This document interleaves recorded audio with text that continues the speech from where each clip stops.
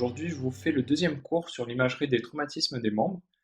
Donc, on va parler surtout des classifications à l'ECN. Je vous mettrai quelques exemples de radio.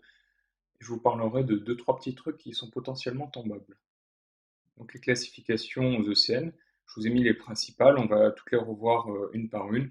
Euh, je pense que c'est les seules sur lesquelles vous pouvez être interrogé. Par exemple, pour le col fémoral, la classification de Powell, je pense que c'est trop spécialisé pour qu'on vous interroge dessus. Donc le but du cours, c'est pas forcément de vous faire juste un rappel des classifications, mais de vous montrer des radios pour mieux illustrer la chose, que vous compreniez mieux et surtout de vous filer quelques petites astuces par-ci par-là. Par exemple, pour la classification de Salter et Harris, il y a un moyen mnémotechnique que la plupart d'entre vous connaissent déjà, mais bon, il y en a qui ne le connaissent pas encore. Donc en gros, on reprend les lettres de Salter en enlevant le E, et donc ça nous donne les 5 stades. Avec, si on reprend sur des clichés avec la diaphyse vers le haut, on se retrouve avec la métaphyse, le cartilage de croissance et l'épiphyse. Et donc on a les lettres SALTR, donc slipped, c'est pour un glissement de l'épiphyse et du cartilage de croissance, sans réelle fracture osseuse visible. A, c'est pour above, donc vers le haut, donc c'est la métaphyse qui est cassée. L pour lower, donc c'est le stade 3 où c'est l'épiphyse qui est cassée. T transverse, du coup on a et la métaphyse et l'épiphyse qui est cassée. Et le stade 5 c'est RAM, donc en gros c'est le cartilage de croissance qui est complètement détruit. Et donc la classification de Salter et Harris, c'est une classification pronostique, avec le grade 1 de meilleur pronostic que le 2 ou le 3 ou le 4, et le 5 c'est le pire pronostic, avec un risque d'épiphysio-dèse très élevé. Donc là, comme je vous en avais parlé dans la première partie du cours, c'est un gros épicissement des parties molles qui est juste en regard de la physe. Donc ça, on l'a décrit comme étant une fracture Salter 1 non déplacée. Là, on voit l'épiphyse radiale qui est très déplacée, mais on voit pas de fracture ni épiphysaire ni métaphysaire. Donc même si ça peut être assez impressionnant, ça reste un Salter 1 et donc d'assez bon pronostic.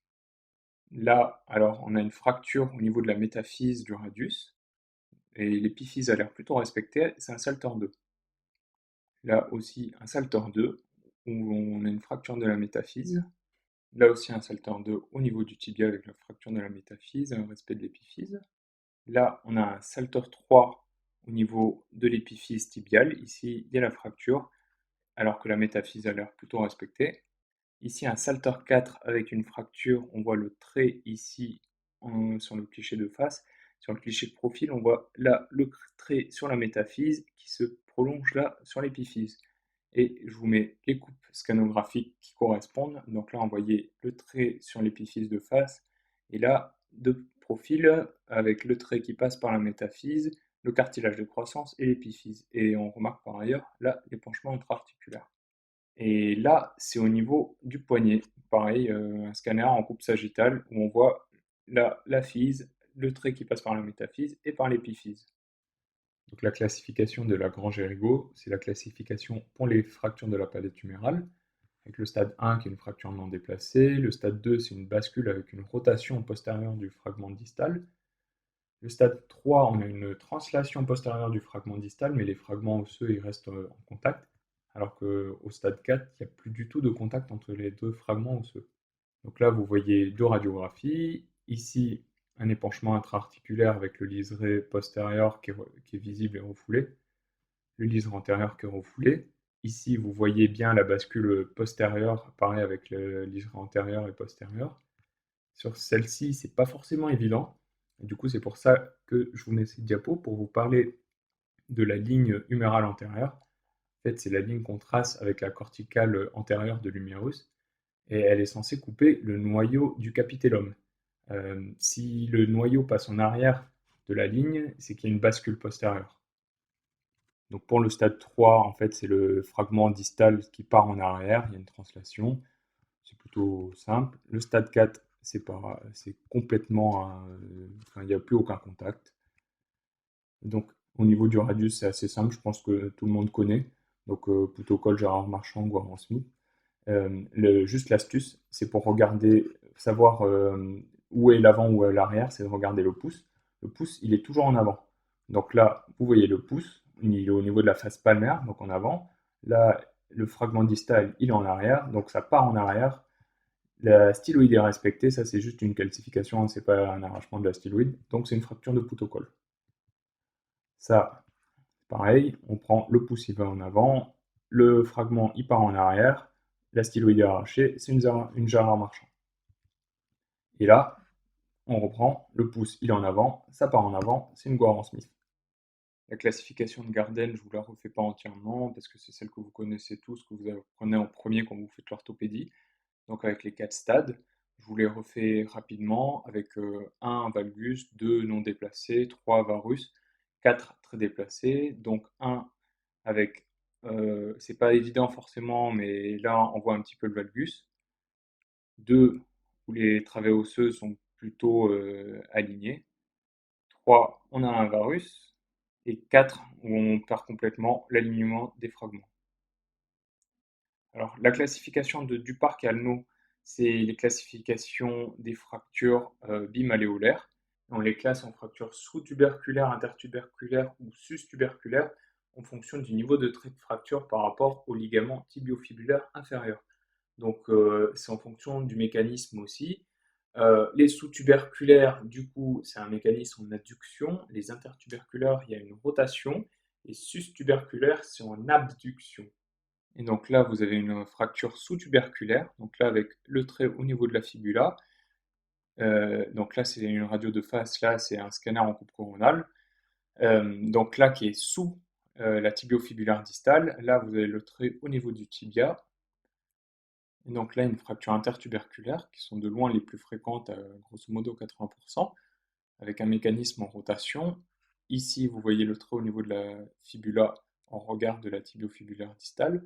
Là, au niveau du tibia, ça c'est la coupe coronale en scanner qui correspond à la radio du même patient. Et ici, les images en pair-op.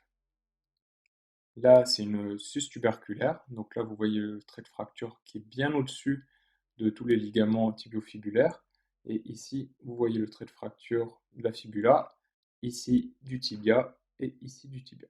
Du coup, là, je vais vous parler de quelques petites pathologies qui ne sont pas forcément très bien abordées dans les bouquins, qui ne sont pas forcément connues de tout le monde, mais qui sont potentiellement tombables. Donc là, c'est 3 radiographies différentes. Vous avez une fracture de l'ulna ici, ici et ici, avec une luxation de la tête radiale ici, ici et ici. Alors ça, c'est ce qu'on appelle la fracture de Monteggia. Donc c'est une association de la fracture de l'ulna, ici, et une luxation de la tête radiale. Donc théoriquement, la tête radiale, elle doit être en regard du noyau du capitellum qui est ici.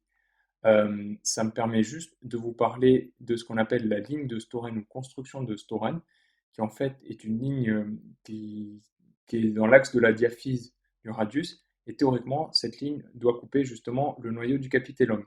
Là, c'est évident, il n'y a pas forcément besoin de tracer la ligne. La luxation de la tête radiale est évidente. Parfois, c'est pas forcément aussi simple que ça. Donc là, je vais vous parler de la fracture de Galeazzi. Donc c'est l'inverse de la fracture de Monteggia. Ici, c'est une fracture du radius qui est oblique totale, déplacée. Et là, vous voyez une dislocation radio-ulnaire.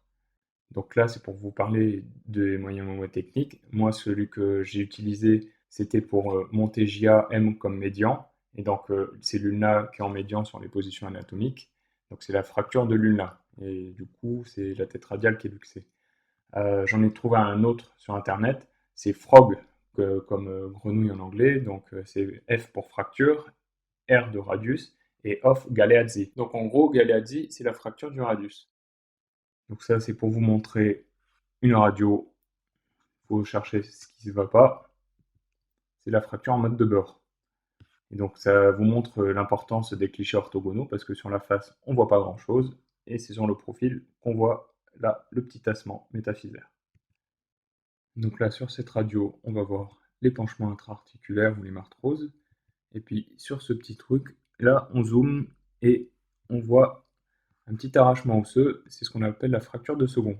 Donc la fracture de second, c'est une avulsion du ligament antérolatéral qui se traduit par un arrachement osseux au niveau de la partie externe du plateau tibial latéral. Donc encore un truc pour savoir que c'est latéral, bah, là il y a la fibula, donc c'est en latéral. Et donc la fracture de second, elle est fréquemment associée, voire pathognomonique d'une rupture du LCA. Ça dépend des auteurs.